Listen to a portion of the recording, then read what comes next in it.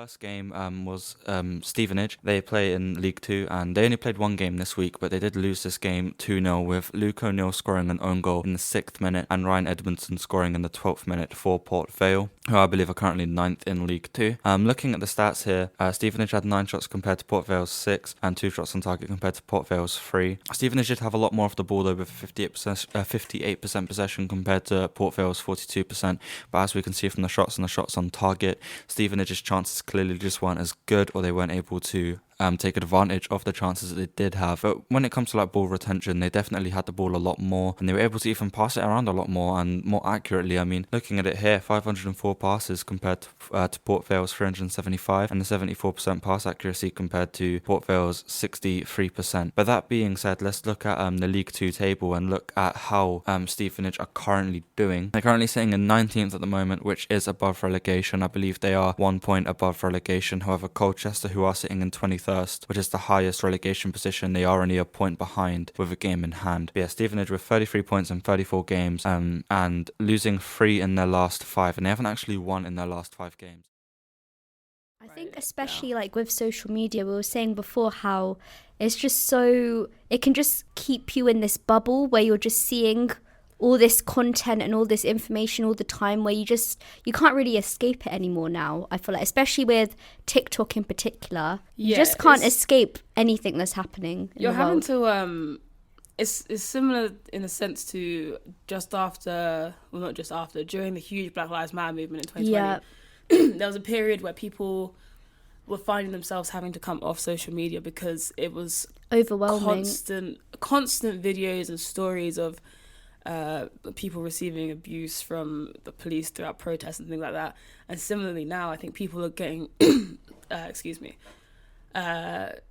almost exhaustion from just everything we're witnessing, because you're right, with this was, I mean, yeah, what's going on right now, the invasion of Ukraine and all that, it's not even like, oh yeah, it will be televised. It's on all socials, it's everywhere, it's hard to avoid, and you shouldn't really be avoiding it anyway. It's important to see what's actually going on now. It's important that we're aware of what's happening.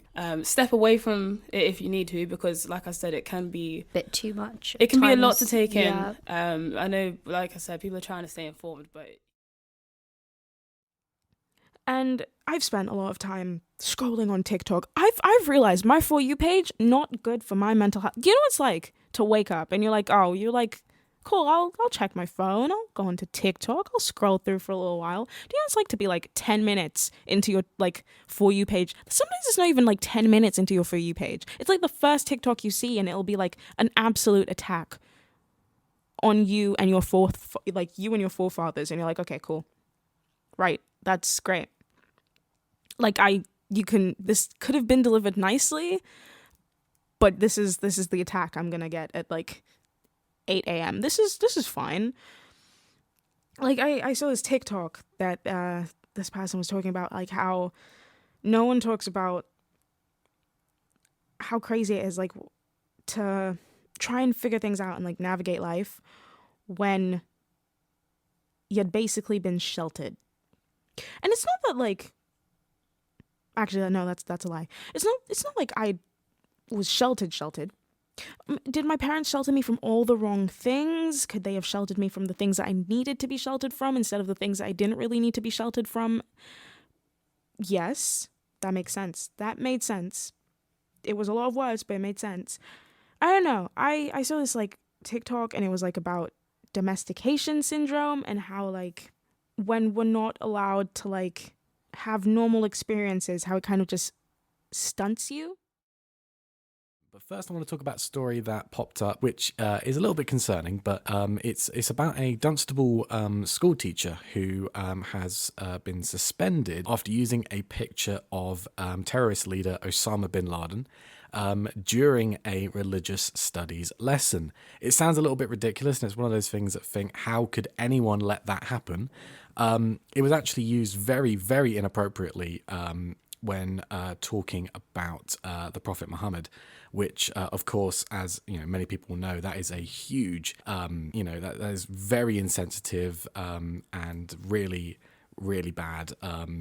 I don't know why the teacher thought they would do that. It's completely inappropriate. It's something that, you know, you would think with a lot of lessons like that there would be some level of oversight, and you know, teachers would have to, you know, at least make the you know, that the higher make their superiors known about these kind of things. Is I don't know. I mean, it could be a situation that's born out of ignorance. I mean, obviously, because it's a very sensitive case, there isn't a lot of details from the staff at the school. This was at the All Saints Academy in Dunstable. What inspired you to apply to Attentive? I think what inspired me is just, I just wanted to learn a lot more things and get to know more about what it's like. I didn't really know much about Attentive before, Mm-hmm. but I was just like, I just wanted to take the opportunity and everything, and yeah. Is there like anything, so like one of the questions that we have is like, is there anything that you've learned that you wouldn't have known before you joined Attentive? Or Definitely a lot. I think I've learned a lot, and I don't think I really have learned enough as I would have loved to because of college and everything. But yeah, I think I've learned a lot. So a lot of things that we learn, for example, we have these projects with like JPS, and a lot of other organisations. So we learn a lot about the police and how the police are structured, how everyone does their jobs. And before, I would used to think it was just be the police and they would just catch criminals and everything. But it's very different. There's a lot more structure and basis to it, and everyone has a different job they're doing. Some of them will be guarding, some of them will be doing other things. As well as that, I've learned a lot about how to use different things. For example, like Canva, different ways of setting up presentations using Prezi. I prefer using Prezi over PowerPoint because it's much more creative, and then you go onto one slide, it's more in depth, and you're able to do that. And there's a lot more things I will learn, and I will be ready for it. Went for a music break just then. We were talking about your poetry, Yes. which, you know, I loved reading the one that's on the t-shirt that you have for sale on the website at the moment. I thought it was so beautifully written. So what is it about poetry that you love so much? For me, poems, well, at least when I read them, poems, whether or not they make sense necessarily to me, they always elicit emotion. I think there's something powerful in the way words are put together in poems that bring some kind of emotion out of you. Either it's your understanding of what the writer is going through, regardless of whether you understand really what they mean, or just something that you can relate to. And I think this it's like music. Lyrics and music tend to bring people together, and I think poetry does the same, just without the bass, essentially. And for me, poetry is a way of painting with words instead, because I can't do art.